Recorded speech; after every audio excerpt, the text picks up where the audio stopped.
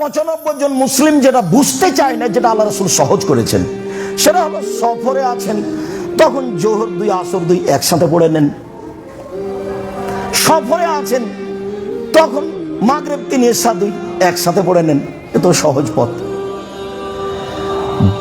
জোহরের আগেই বের হয়েছেন সফরে, তো জোহর ঠেলে নিয়ে যান আসরে। জোহরের টাইমে বের হয়েছেন তো আসর আগিয়ে নেন জোহরে। মাগরিবের আগে বের হয়েছেন, মাগরিব নিয়ে যান এশায়, 10টা হোক না কেন 12টা হোক না কেন, মাগরিব একবারে নিয়ে যাবেন এশায়।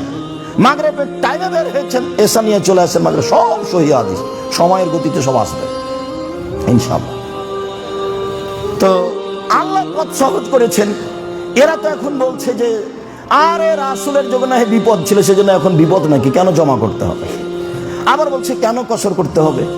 আল্লাহ নবী বলছেন এটা আল্লাহর পক্ষ থেকে দান, তুমি দানটা নিবে না কেন? আল্লাহ বলছেন যে ঠিক আছে, আমি তোমাকে এটা করে দিলাম, সাদকা করে দিলাম, নাও। এটা 4 ছিল, আমি 2 করে দিয়েছি।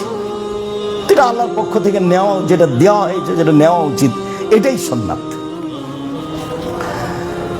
আবু হুরায়রা রাদিয়াল্লাহু তাআলা আনহু বলেন, রাসূল সাল্লাল্লাহু আলাইহি ওয়াসাল্লাম বলেছেন, আস-সালাওয়াতুল খামস, 5 ওয়াক্ত সালাত, ওয়াল জুমাতু ইলাল জুমা, গত জুমা থেকে এই জুমা, ও রমাদান ইলা রমাদান, গত রমাদান থেকে সামনে রমাদান, মুকাফফিরাতুন, সব পাপ ক্ষমা।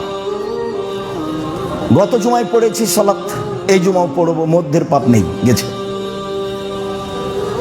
গত রমাদানে করেছি সিয়াম, এই রমাদানে করব, মধ্যের পাপ গেছে।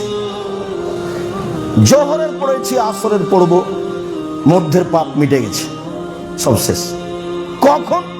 এজাজতনেবাতিল কাবায়ের, যখন কাবিরা গুনাহ থেকে বেঁচে থাকবে তখন। কাবিরা গুনাহ এভাবে শেষ হয় না।